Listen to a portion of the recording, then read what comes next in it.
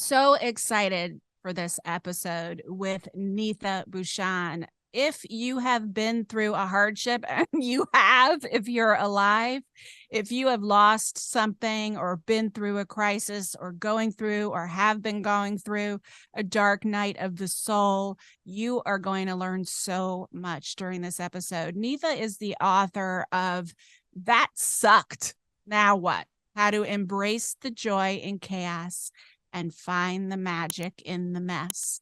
So her idea, what I call the AFGE, another freaking growth experience, she calls the magical moment of suck. And she describes, and we get into this in this episode, the 5 phases of what she calls the fly forward framework. Basically, how to move through something really, really painful that brings you to your knees, process it, heal it, learn from it, and then fly.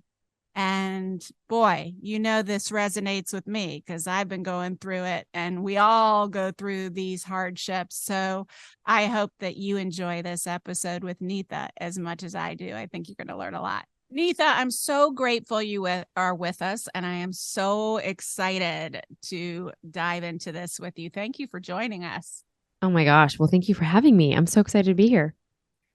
So the book, aptly titled and very descriptively so, That Sucked. Now What?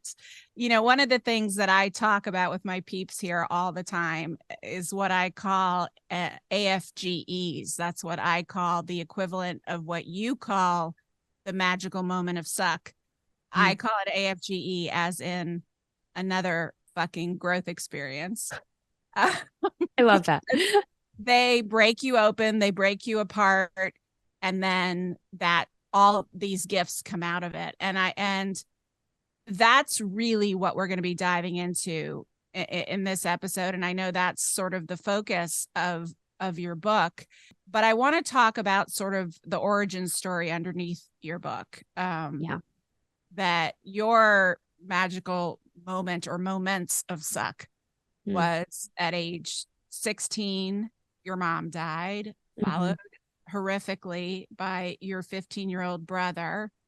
And while your father, for very good reason, goes into a major, kind of checks out and is depressed and struggling, you pick up the slack at 16 and are taking care of your younger brother and taking on one job after another. And then at 19, when you're 19, he passes away as well. So you find yourself an orphan way too young. And I love how you said if they gave an award for hard stuff for what you've gotten through, you would have an EGOT, right? Yeah. I probably would too, just frankly. We both would. Both are EGOT worthy when it comes to magical moments of suck. But but what I think is so powerful, and obviously is the purpose of the book, is that you were able to move through those horrific losses, which for anyone at any age, that is that's too much to handle. But as a teenager, that is 100,000 times worse. And one of the things that I think is really important that you talk about is how it was sort of a while before you really started diving into and digging into the healing that would lead you to where you are today. So I was wondering if we could start there. Yeah, absolutely. What that journey was like. Oh, wow. Yes. Goodness. So, I mean, I think things had to get so bad before I could climb out of, pretty much what I talk about, the suck. And after having gone through so much of that loss, and you beautifully, narrated that, so well done on that. But one of the things, and I think your audience and you would appreciate this, as we talk about, the language of love, I think for me, I needed to be around other people, and my coping mechanism became, fill every single moment that you have with other people. And I really loved community. I was great at community building even when I was 16, because that's what my upbringing called for. That's what growing up, being Filipino and Indian, we come in droves many times. That's what that called for. But what I'm really referring to in my romantic relationships, I held on to a lot of relationships far too long. I definitely had codependency through and through. I was so afraid of being alone. And that really, really linked me up into some very wild relationships. And I say this jokingly and, obviously, casually now. It wasn't so fun going through the process, obviously, because that would lead me into the biggest growth edge of my life. And that was getting married to a narcissistic partner. And of course, it would make, it makes so much sense. Codependent. Yep. Yes. Makes so much sense because I fit the profile. And I was looking for love, like all of us. I think that when you've been through some hard things, especially at a young age, and quite frankly, I didn't have the tools coming from a background that really lauded success, education, monetary success, accolades, all of those things. And that's what really was in my emotional bank account. I have to make good for my parents, to live their legacy, to be the good Indian Filipino daughter, whatever that meant. I mean, it obviously meant striving and all of those things and excellence, which I did. I became a, cosmetic dentist, and all of those things were so shiny on the outside. I, purchased a practice early on. Before I was 30, I already hit 7 figures. So things were definitely great on the accolades part. Mm-hmm. But where I was really struggling, and I did not want a single soul to know, because we don't talk about divorce in our cultures. It's so taboo to even talk about. God forbid that you have disagreements in your love life. And I definitely was in a very toxic, very unhealthy relationship. And that's where you're referring to the point in my book where I talk about on December 31st. That would be the last time I would allow my ex-husband to strike me in the face. And like I said, things had to get really low for me to understand my worth. Looking at the mirror on supposedly, the happiest day of the year, New Year's Eve, and I'm in fear and in shock.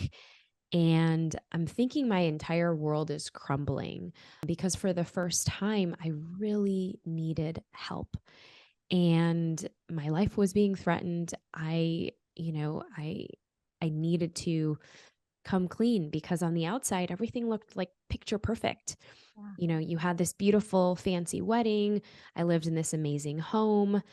I thought I would, kind of recreate my life from the loss, from the depths of my own despair. And to be quite honest, I was looking for Prince Charming to come and save me. But that day, I actually had to be brave and save myself. And so that then began the beautiful journey of healing over the next 6 years, which I mean, I dove into full, just allowing myself to get spiritually, emotionally naked and, and, basically come to Jesus moments, coming down to my knees and saying, okay, wow, I need help. Those are the three magic words that I think so many of us are so afraid of, especially if we are, high ambitious or have big goals or we present in a certain way. Or And that's where I was. perfectionists, or what, like me, or covering type A.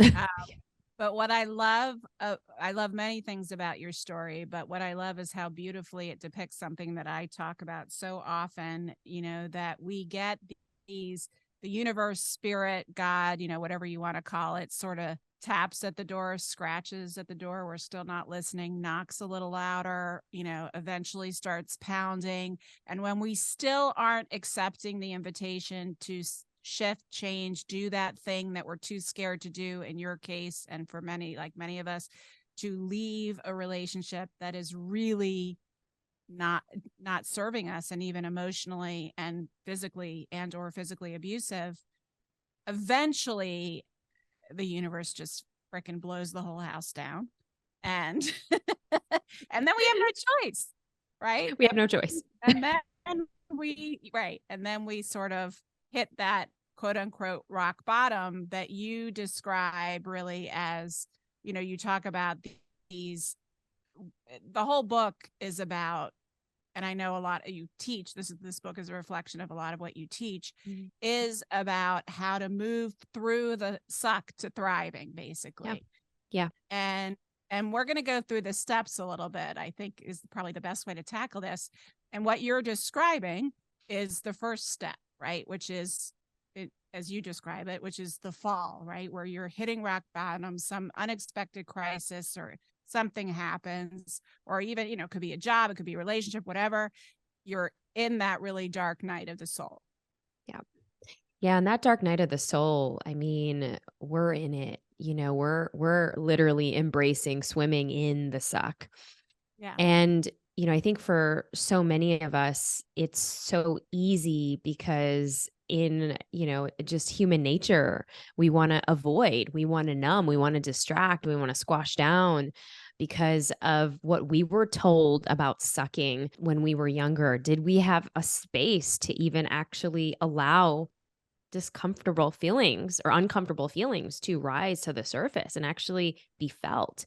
And I think, what I'm hearing is a lot of, your listeners probably, we were all not given that space, or it was shameful, or you felt guilty because you were feeling this way, or there was just no room for that.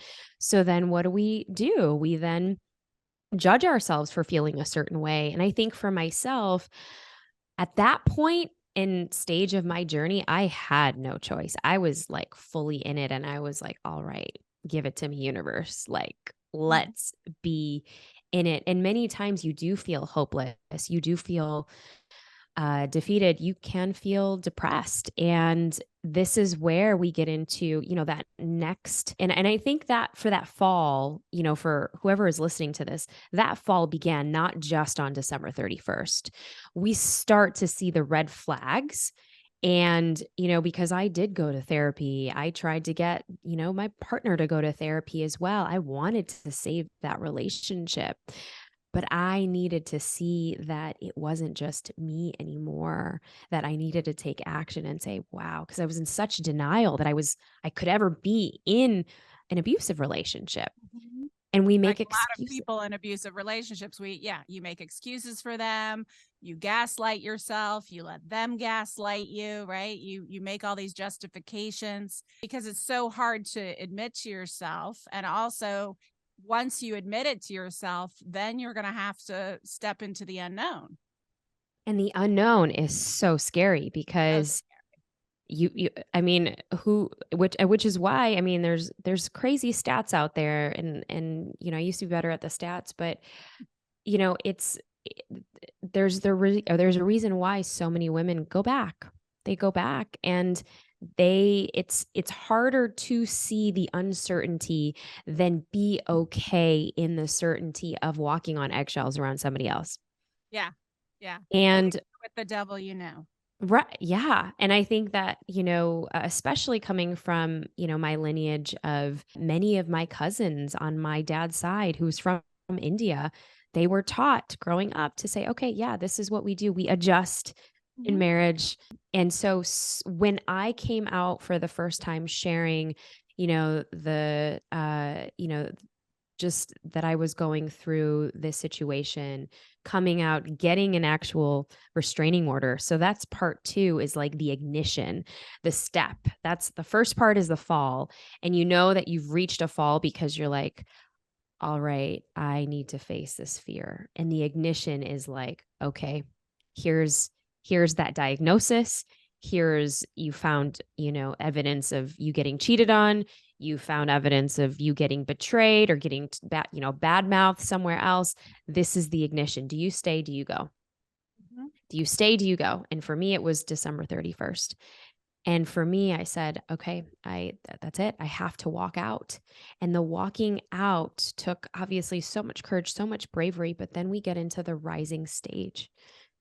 And when we're getting in the rising stage, this meant for me to actually share openly, all right, this is where I'm at. I need support. I need help. And I honestly don't care if you don't support me right now. There are many people in my family who to this day, we don't really talk. But again, I don't really have to see them every day because they're in like different parts of the world. And that's not, their life. It's my life. And I think to get so clear, it depends on where I'm speaking around this in different parts of the world, because now I do speak on this. And I think many times we're so afraid that we're going to be shunned by our society. And I think that for a moment in time, maybe you will, but you know what? This is where in rising, we are okay with uncomfortable. We're okay with uncertainty Yeah. because we know that we're starting to lean into our inner voice, our inner thought, and really going into full protection of ourselves. Yeah, I think that's beautiful. And somewhere in there, I don't know, I know this weaves probably through all of the steps, but I think in particular in the beginning, and you alluded to this, it's so for every single one of us, regardless of your culture, it's not, emotional self-regulation and in particular emotional expression, and in particular emotional expression of fear and sadness and rage Mm, are highly repressed. And so we don't really have any kind of template, most of us, or resource or model for how to move through that. And we imagine, especially when some huge magical moment of suck happens, right? You have all of these huge emotions, and the tendency is want to be like, nope, I'm going to move right to fix, managing, and control. I'm going to fix this situation. And one of the things, when I was first starting to read the book, and I read the whole thing, you get to it pretty quickly, but before you did, I was like, uh-oh, I hope this isn't another bypassing book. But it isn't. So thank you for that. Where oh, we you talk about the bypass. Yeah, I really appreciate that, because a lot of people, personal empowerment teachers don't acknowledge how important it is, how crucial, mandatory it is to feel your feelings. I mean, that's what this one is about. It's about like sitting in the suck. And Yeah. I think so often, because we're taught to, like you say, control, manage, fix. For me, it's like, yeah, we distract, we numb, we avoid, we squash down. And and many times it's because, well, what were we taught about? There's a concept I talk about in the book around strengthening our ability to bounce back from Yeah. certain things, and certain life things is our relationships. We are not taught that. We don't have a barometer for that. Well, the first part of sitting in the suck and the reframe around it is, well, let's look and see what threads from our past and our patterns, kind of like our upbringing, were we allowed to actually sit in it? What does it mean to sit in something, to sit in failure, to sit in setback, to sit in circumstances that we couldn't control? Well, yeah, that's going to make us feel like crap. Mhm. Is Yeah. Yeah, go You ahead. describe, and one of the things you describe, which I so appreciate because it's such a huge part of what I try to teach and work with people around, is what is essentially, well, as you said, you talk about the what you call the bounce factor, right? Which is which is how quickly basically it's your resilience, essentially, right? Your ability to bounce back in a healthy way from setbacks, AFGEs, magical moments of suck. And you talk about how it's, like you said, about your upbringing, your environment, just like the emotional capacity you've developed over time to feel your feelings, and how self-aware you are. But I think that you describe at this one point about what is essentially somatic work of a process of really what it looks like to actually feel your feelings. Mm. Oh, yes. I mean, how to embrace the suck. Mhm. And I think, I wish I was given permission to do that. And I think, even I think it's in part one of the book where I have I have an image because I'm very visual, and I needed a visual representation of to take someone through, 5 steps on literally how to actually take 2 minutes, and you get an email, or you get gaslit by a friend, or maybe the babysitter decided not to show up and decided not that they were not even going to tell you. So you plan this beautiful date with your partner and now you can't go. By the way, that's happened to me many times. Right. Yes. Me too. and and so I think that, our in our brains, we're so wired to skip over it. We're so wired because we're taught about the positivity and the optimism and the positive psychology, and let's pick a positive thought. And I used to be that way too. In fact, toxic positivity was my coping mechanism. And of course, that was a survival technique for me for a very long time until it no longer worked. Well, I mean, when you were a kid, there was no freaking room. Like you were floating, you were keeping the boat afloat, right? So there I was was no in possibility to, like, you got to keep it two together to feel anything, right? So it you it learned was then, probably much earlier than then, but you put it into action then, how to squelch. Yep.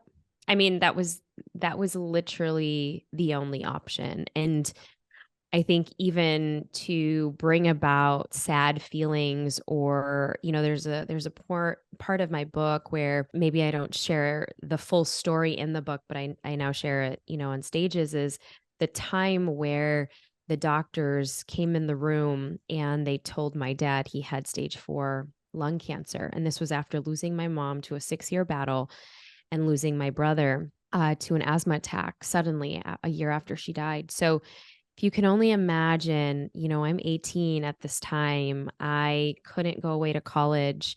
I am taking the burden of my family, and I'm now in a room with these doctors telling me that my dad has 9 months to live and has stage 4 lung cancer.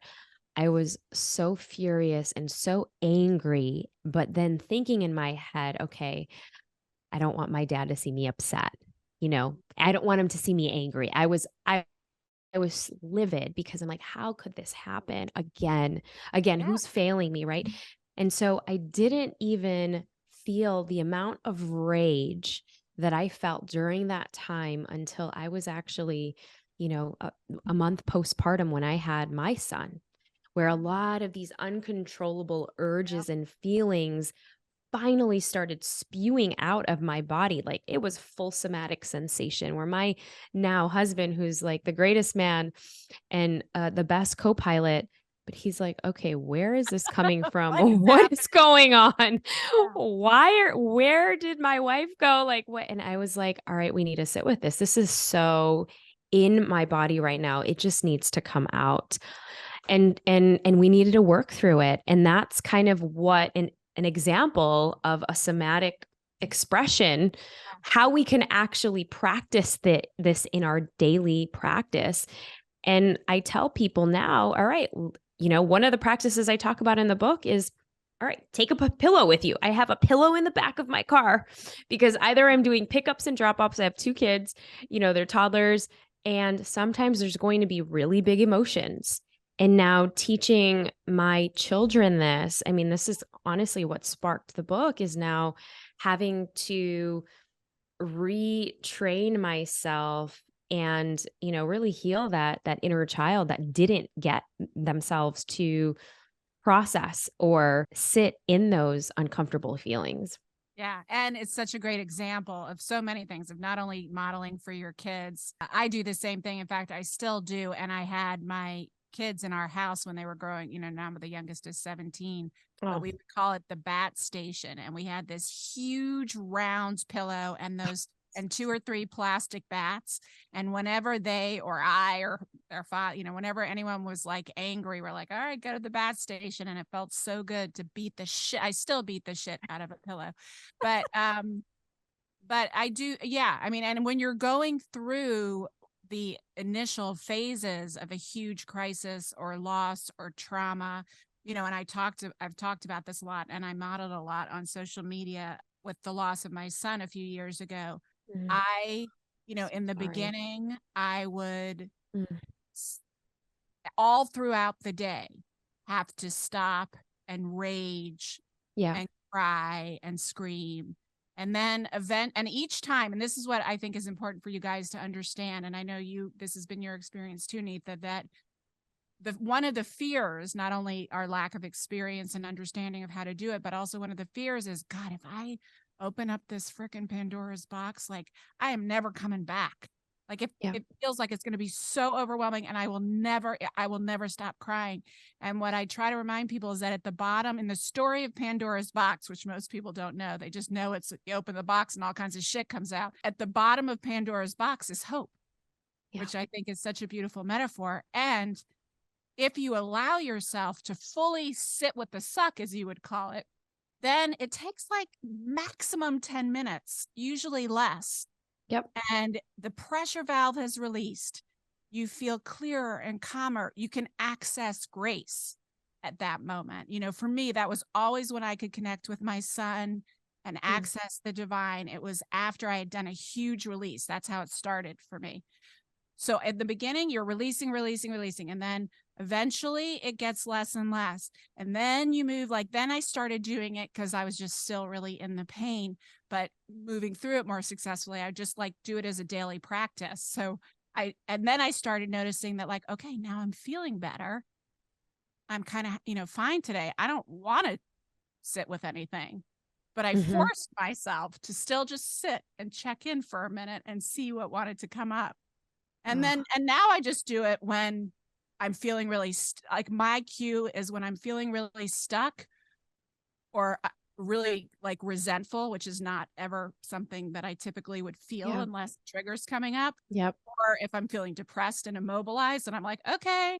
And I just go into the garage or or when the kids are at school, I'll tell my husband, I'm going to go process some emotions. That's high sign for, put in your earphones. Don't pay any attention to the screaming on the other side of the house. Nothing bad is happening, and he knows. It's so, I think we need to have these, it's interesting because even in my book, we even have okay, what are the rage practices? What's your rage playlist? Because we think that we're going to get stuck in that emotion. But like you were saying, I mean, I say this all the time. I'm like, we are going to blow up on someone and it's going to be a friend, it's going to be an assistant, it's going to be someone who's just there, but they're going to get the brunt of it if we aren't taking and creating our own little, processing sack, AKA your pillow. Or it's one of the reasons why I now have one of those boxing bags. Yeah. I don't, I'm not like a professional boxer, but that's one of the things that I actually did in my healing. I started taking up boxing and Muay Thai, not for self-defense, but I felt like I grew up dancing and boxing and Muay Thai. It's there is a little bit of, there's a dance, there's coordinated effort there. That's why I can't do it because I'm a spaz, but I do boxing. You're just let's go. Let's just hit it. Yeah. I'm not graceful. But there's no grace in it. But I mean, there's so much power in that release. And, that was that was so cathartic and so healing. I think more than just breath work, more than just the yoga and the meditation where you are sitting. This is the somatic experience of moving that energy. And yes, I do talk about, well, when you are angry, when you are rageful, go out and stand up, get off the couch, get off of your phone, get off of the email. Because what do? We, our shoulders go up to our ears. We tense up our fingers, we tense up our fists, and we start ruminating in our head versus bringing it back down to our heart so that we can, rest and regulate and digest and activate our vagus nerve, which is why the screaming is so important. Yeah. And it also very often, I don't know if you find this to be true, but for me, even before my son, and thank God I understood this and was already doing it to a certain extent in my own life for my own healing before he died. But when you release the rage, very often the rage is just a first layer. And then once the rage expresses after a few minutes of breathless screaming or pounding something, then the tears come. And it's very often That's why I guess they say depression is anger turned inward. Very Yeah. often Yeah. underneath the rage is deep emotional sadness, grief, pain that has been waiting to come out, but the layer of rage has been on top of it. And then once you release the rage, then you'll have a few minutes of bawling. And And then then the divinity. Then there's like a psychedelic like yeah, experience. it is. I'm You don't telling need you. the psychedelics for it. You just No. That honestly was the beginning of like my spiritual of really I would say my spiritual reawakening started about 12 years ago, but 2 years ago when my son died, I was that I very quickly realized that right after that, and yes, during breath work too, it happens, but right after that is all of a sudden I would viscerally feel him. I would get chills all over my body. I would get a message from him. All these butterflies would fly by, which is my animal for him, or the hummingbird, which is my mom's, or the hawk, or all three. You would have these really amazing experiences. Another really good one, I don't know if you do, is screaming into a bowl of ice water. Have you ever oh tried that? It no, feels ice so water. good. It feels so good. Stick your whole face in it and go into the water. Oh, okay, that's good. That's good. Okay. Okay, ice water. Yeah. Listen, we need all the options. We need all of it. All of it. I just took my son is in Taekwondo mixed martial arts. He's 4. So I'm like, all right, we're gonna take. They have these like big, square pillows. And I'm like, all right, we got to order some of those because that's going in the Yeah, in the that's playroom. going in the emotional release room, Yeah, those are good. aka the garage. Yeah, Yeah. whatever it takes. It would be nice if houses were made with an emotional release. Hey, we've got a Zen room. I think Laura, we can start doing this. This would be Yeah, great. they have sex rooms. They have We Zen have sex rooms. rooms. Yeah, we should Now we're have a gonna have rage a room. rage room. A Yeah, rage room things you can without break. having to go to one of those places. I think the nearest rage room here is like, I don't know, an hour away, but yeah, That's a good idea. this is We're great. on to something. Yeah, All we right. are. So after the fall, you talked about that deep dark night of the soul. Then you're sort of mobilizing and saying, okay, I need some help. Then you begin to rise, right? Rising is stage 3, where you're now saying yes to opening to new things and learning new things and accepting your new reality, and right. And then you move into magnifying. So let's talk Yeah. about both of those before we get into Oof. that. Yeah. So when we're in the rising stage, I mean, we're kind of like rising like a phoenix, we are tender. Our heart is tender. We might not, trust anybody, but we're coming from a place of curiosity. We are literally operating the opposite of how we would normally operate. And that operation is scary. It's new. There is this newness around it. It's kind of like, you are emotionally naked. You're doing things perhaps sometimes for the first time. Maybe you are seeking support. Maybe you are going and seeing and working with a therapist or a coach. You are doing these somatic practices that you might be judging yourself for.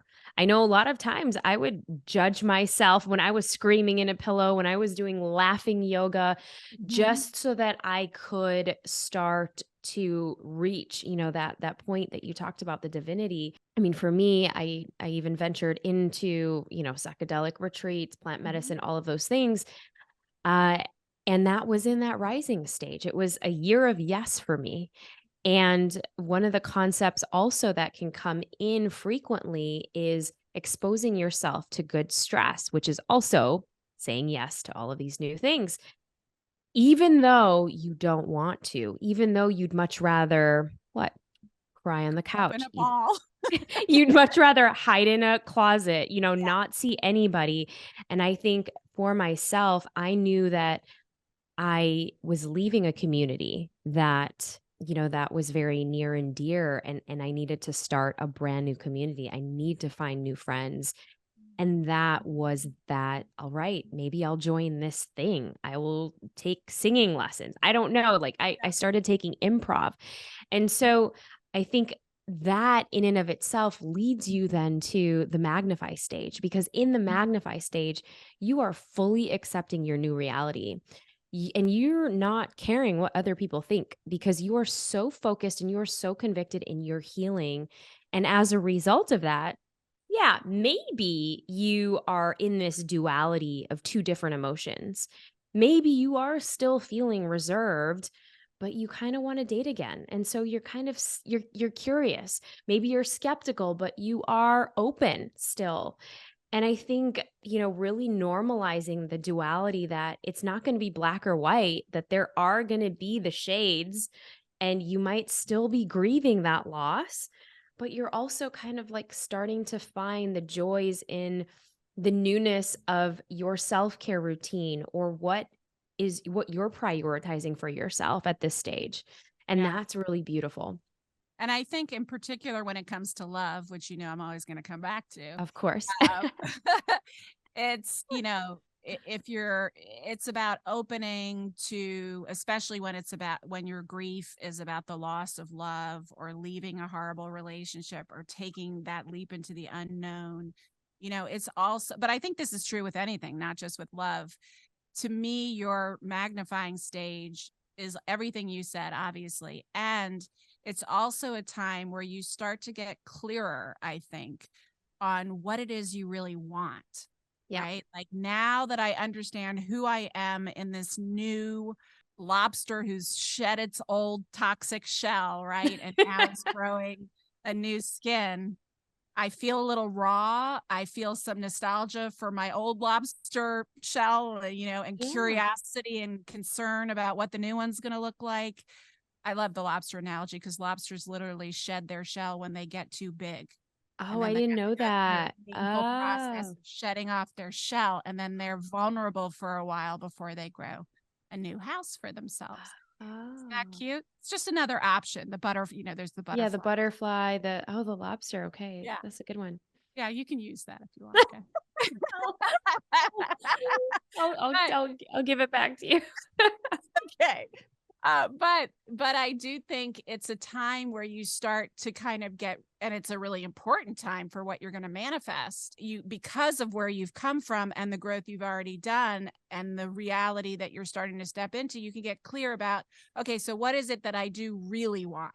I've Right. been grieving the loss of what I had. I've been healing. I've been falling back in love with myself. I've been honest with myself and letting myself release emotions. And now, with everything I understand, what is it that I really want? Right? Would you say that happens at Oh, this? absolutely. In my magnify stage, and you'll like this because this is leaning back to love.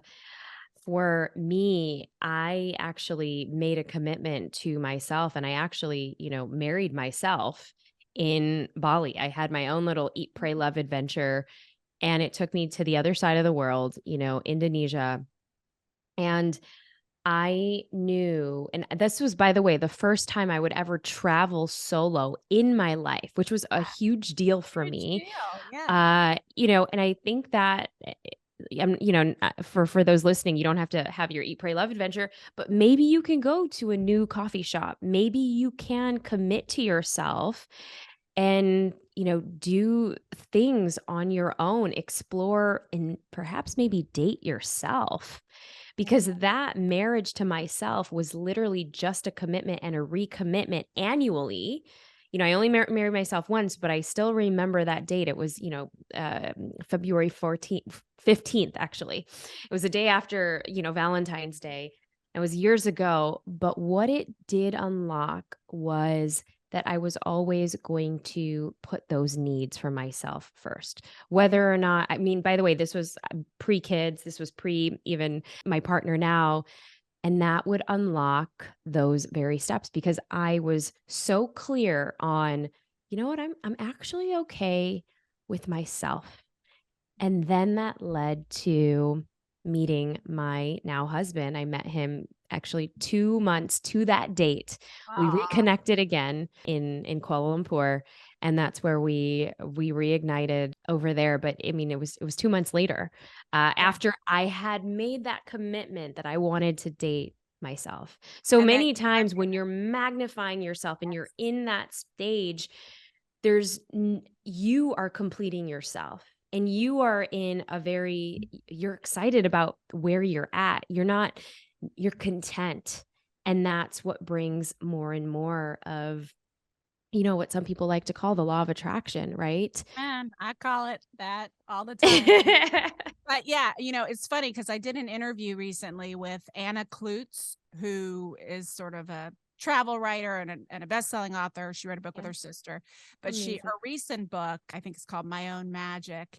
She obviously shares her journey. She ended a really bad relationship, Mhm. basically went Yep. through the suck.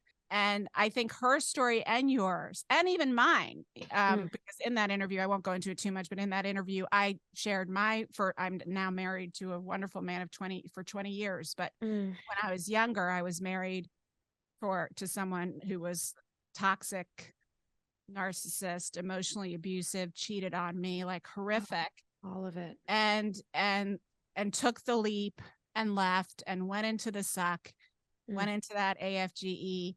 But mhm. in each case, in my case, in her case, in all these cases, and this is what I want you guys to really hear, like, fuck Jerry Maguire. Nobody completes you. You fall in love with yourself, maybe for the first time. Become your own delicious cake, whole, complete, delicious. Someone else coming in is the icing. You don't need the icing to be delicious, but Mm. it tastes even better when you have the icing. And it's got to be an icing that complements the cake, because the cake is already whole and not changing the recipe. Oh, yeah. It's just the top layer. Yeah. That's it. Yeah. That's And so it. how beautiful. And the same, she met her now love, saying, got really clear, like, I'm not going to settle for any, I don't need to settle. I don't want to settle. I got something really good right here. Right. And this is what I want. And I'm excited for it to come in when it comes in, but I'm in no rush. And boom. Well, and that's the beauty of it. And I think that also we have to get so clear if we are looking for that next partner, if we are in that magnify stage. And there are prompts inside of that suck now what on how to actually do that, but how to actually go in with yourself and see, okay, what is it and how is it that I want to show up in my next relationship? Yeah. And to ask, like, okay, if I want my partner to be X, am I actually being honest with myself? If I want my partner to be vulnerable, am I actually being vulnerable with my girlfriends Yeah. or with my guy friends?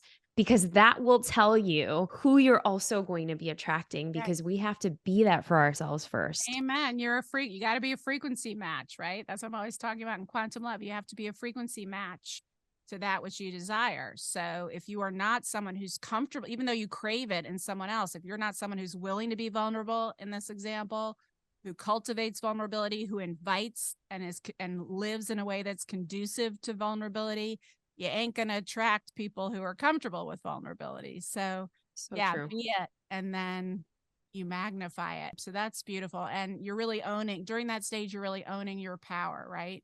And your You're confidence. fully owning your power. And because you're magnifying, you're also magnetic, which Yeah. then leads us to the thriving stage. And the thriving stage doesn't mean like, okay, all is well and glory and there's you're never going to get a suck again. I mean, this is so cyclical and it's primed for you to go through those stages. It's primed for you kind of like playing Mario Kart back in the day.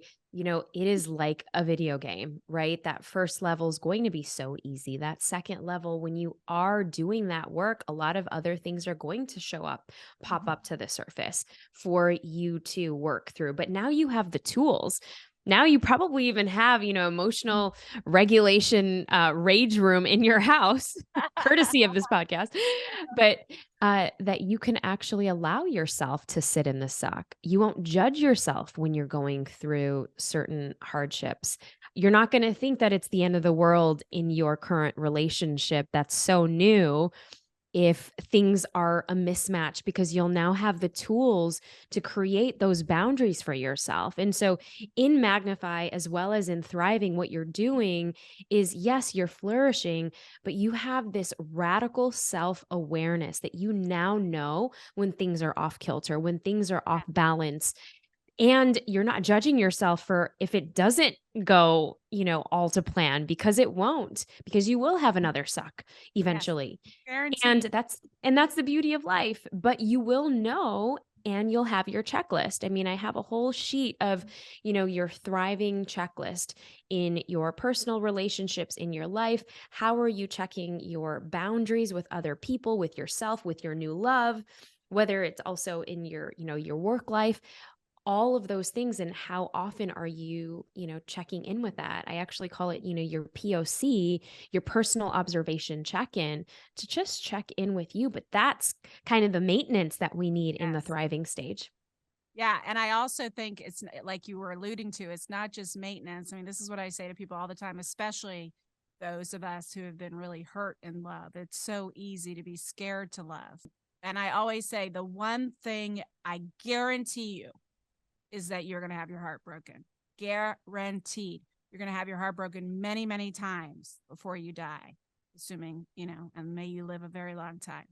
And nothing. And if you aren't willing to get your heart broken, then you are not willing to love or be loved, because you can't open your heart completely unless you're willing to get it broken. And what I love about what you're just saying, and about just, the book in general, and the idea of it as a toolkit, is that once you kind of get this, then you're much less scared, because there's a roadmap where you understand that yes, it's going to suck, but you can survive it and move through it and actually be stronger, clearer, and discover all kinds of gifts.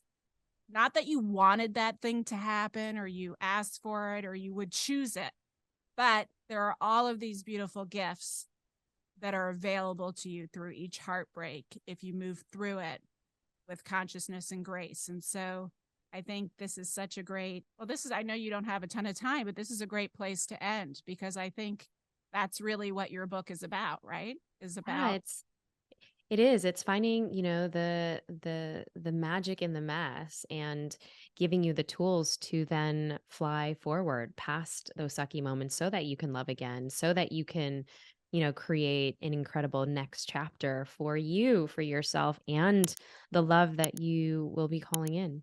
Yes, and that you so deserve. Thank you so much for being with us and for sharing your time and your work and being the light in the world that you are. We will put all the information on Neetha's book, That Sucked, Now What? And she has these cool conversation starter cards and journal prompt cards to do your check-ins and to move through the different phases. We'll put all those links in the show notes. But thank you for joining us. Appreciate you so much, Laura. This was fantastic.